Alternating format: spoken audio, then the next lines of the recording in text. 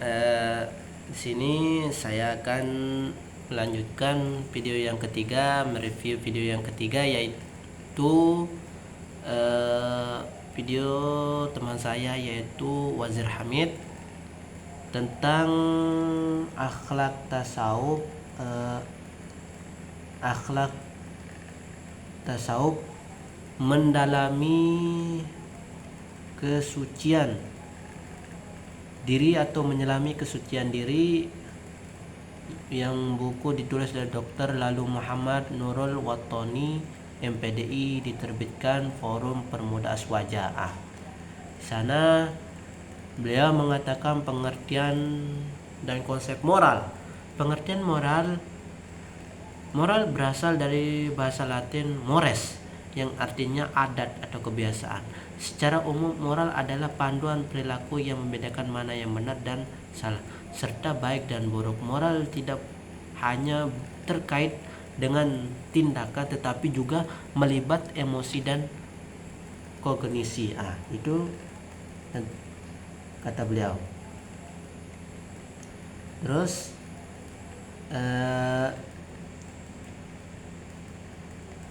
itu penjelasan tentang moral di video beliau, moral dalam kehidupan sehari-hari. Step yang pertama, moral bersifat nyata, tercermin dalam tingkah laku di masyarakat. Itu moral dalam kita sehari-hari. Moral yang kedua, standar moral diukur dari norma dan adat istiadat yang berlaku, kata beliau di sana. Jadi moral itu adalah suatu kebiasaan yang di sudut pandang baik. Jikalau kita jelek, pasti kita dipandang jelek sama masyarakat. Di masyarakat ini harus kita berguna, karena itu sudah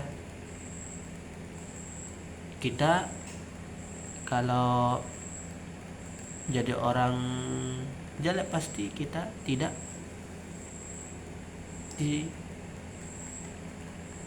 kita dibaiki juga sama masyarakat. Di video beliau juga pentingnya kesadaran moral. Kesadaran moral dan hati nurani. Kesadaran moral adalah faktor utama yang mendorong kita untuk bertindak sesuai norma. Kesadaran moral mencakup 3 aspek, kata beliau di sana. Yang pertama perasaan, yang kedua rasional dan objektif, dan kebebasan. Yang pertama perasaan, dorongan untuk melakukan tindakan bermoral.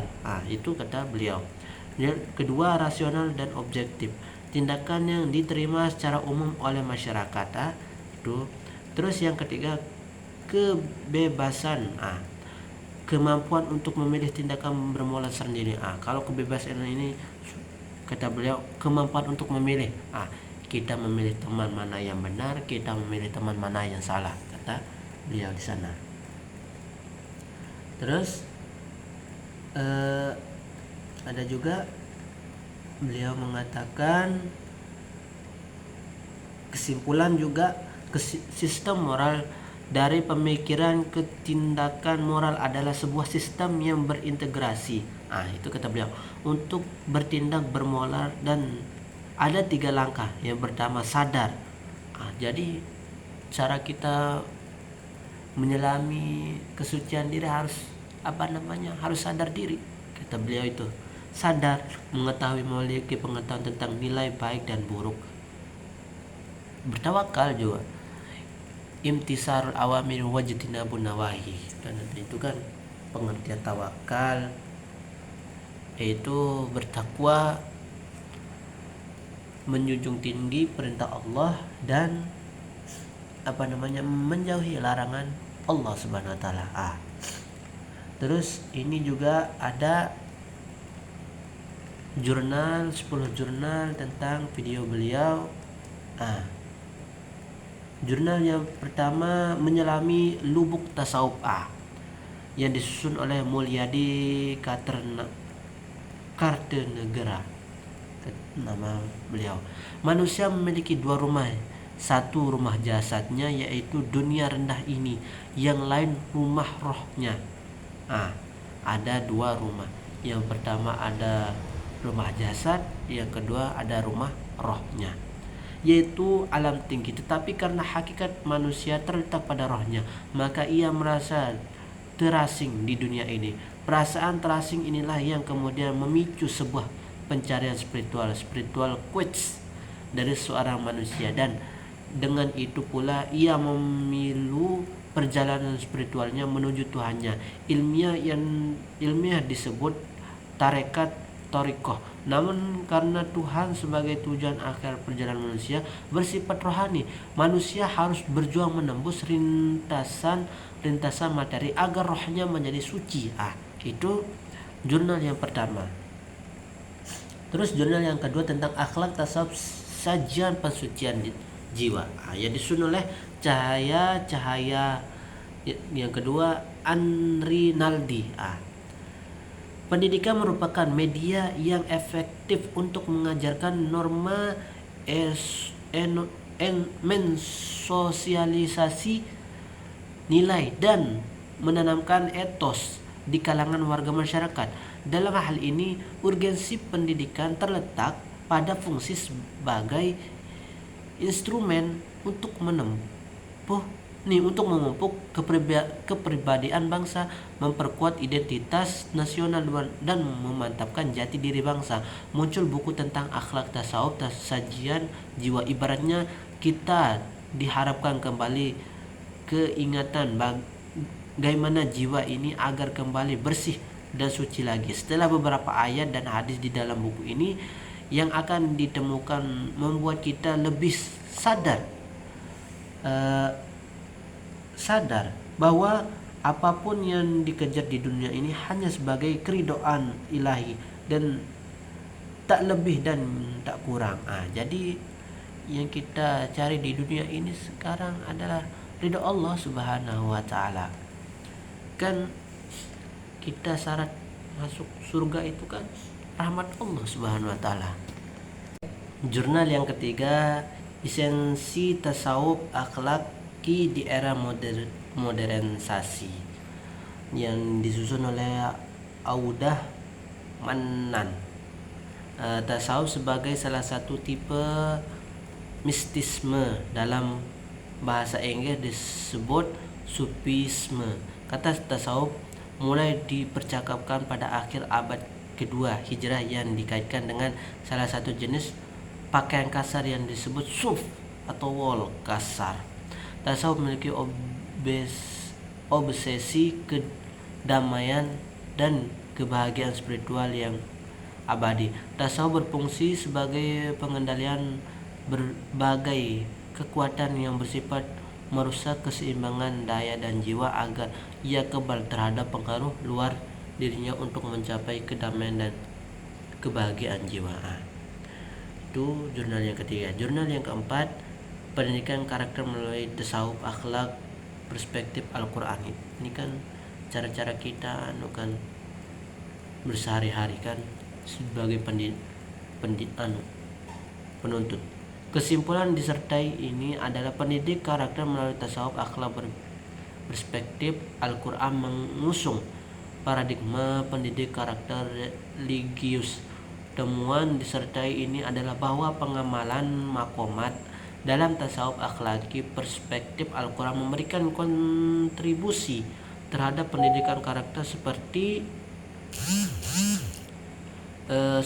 makom tobat, pendidikan karakter komitmen, makom sabar, pendidikan karakter pengendalian diri, makom zuhud, mencegah karakter terhadap mencintai dunia, makom tawakal, mendidik karakter kesesungguhnya, makom syukur, mendidik karakter peduli sosial, makom fikir, mencegah karakter materialistis, dan makom ridho, mendidik karakter berlapang dada. Itu cara-cara kita sebagai penuntut untuk menjalani akhlak tasawuf.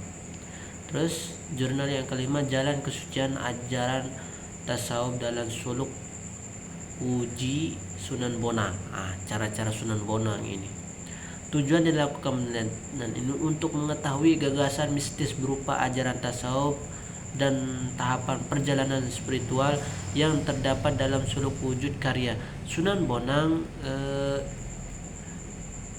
Penelitian terhadap kajian literatur ini secara umum penting dilakukan untuk memberikan informasi yang lengkap dan utuh pada insan akademis secara khusus dan masyarakat muslim pada umumnya terkait dengan karya Sunan Bonang. Dalam penelitian ini penulis menggunakan metode deskripsi analisis.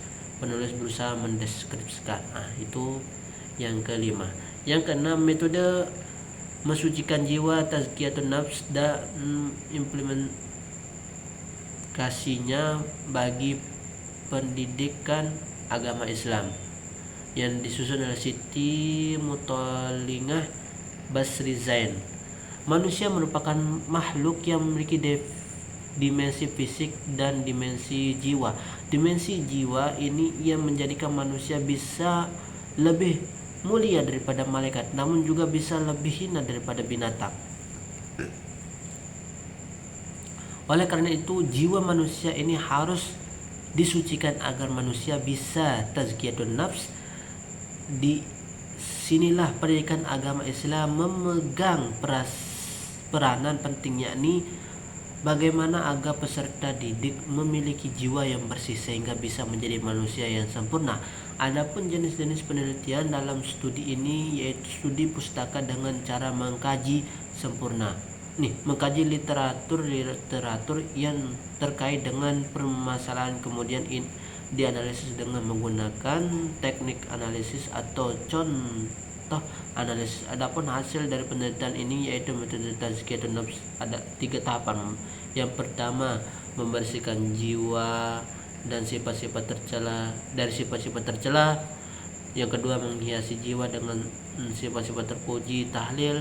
Dan ketiga, tersikapnya tabir pada Allah Subhanahu wa taala karena kondisi jiwa sudah suci, tajalli. Kemudian tazkiyatun nafsi ini berimplikasi terhadap pendidikan agama Islam yang yakni untuk menjadikan manusia yang beriman,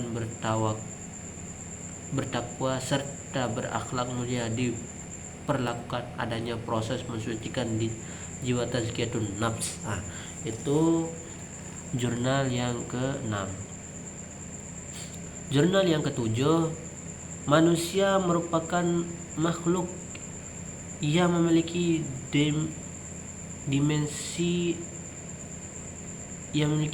dimensi fisik, jiwa. Dimensi jiwa ini menjadikan manusia bisa melalui melihat. Ini kan sama ya, sama dengan jurnal yang ke-6. Jurnal yang ke-8, menuju puncak kesufian menurut Syekh Mansur Al-Halaj dan Syekh Siti Jenar. Syekh Siti Jenar ini laki-laki ya, bukan perempuan. Yang disusun oleh Hari Akbar Darmawan. Hari Akbar Darmawan, program studi ilmu tasawuf, Fakultas Usuluddin UIN Syarif Hidayatullah Jakarta. Judul skripsi, konsep menuju di puncaknya kesufian menurut Syekh Mansur Al-Halaj dan Syekh Siti Jenar, tinjauan tasawuf falsafi. Penelitian ini bertujuan untuk mempelajari dan menganalisis konsep menuju puncak kesufian menurut Syekh Siti Jenar dan Mansur Al-Halaj. Fokus utama adalah menganalisis pemikiran kedua tokoh secara historis dan dalam konteks tasawuf serta menemukan hubungan antara keduanya yang pada demikian.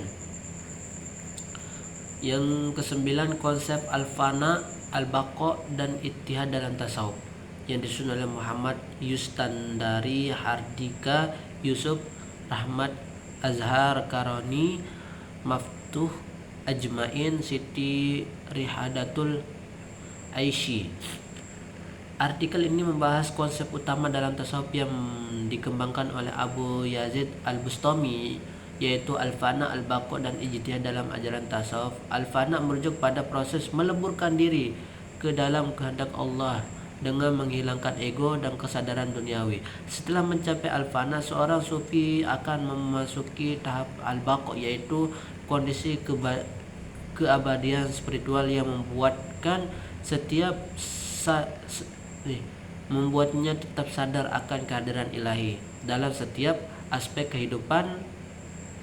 Puncak perjalanan tasawuf ini adalah ittihad, yaitu pengalaman spiritual di mana seorang sufi merasakan bersatu dengan Tuhan bukan dalam arti fisik tetapi dalam kesadaran yang paling dalam. Itu jurnal yang ke-9. Jurnal yang ke-10, Tahzibul Akhlaq, filsafat mensucikan jiwa dan seni meraih kebahagiaan, yang disusun oleh Udin Juhrodin. Di tengah hiruk pikuk kehidupan modern yang seringkali membuat jiwa terasa lelah dan terfragmentasi, karya abadi Ibnu Miskawayh ini hadir laksana matahari yang jernih dan menyejukkan. Tahzibul Akhlaq bukanlah sekedar kumpulan nasihat moral kuno, melainkan sebuah panduan filosofis yang sangat praktis dan relevan untuk zaman kita. Buku ini adalah obat jiwa yang menawarkan tetapi rasional untuk penyakit-penyakit karakter seperti amarah yang merusak, ketakutan yang melumpuhkan, dan kesedihan yang tidak berujung, dengan memadukan kearifan filsafat Yunani dan keadilan spiritualitas Islam. Miskawayh mengajak kita untuk melakukan perjalanan paling penting dalam kehidupan, memahat karakter dari menata kembali harmoni jiwa dan memenuhi jalan menuju kebahagiaan sejati dan tidak lekang oleh waktu. Itu jurnal-jurnal pada video saudara saya yaitu Wazir Hamid. Sekian, assalamualaikum warahmatullahi wabarakatuh.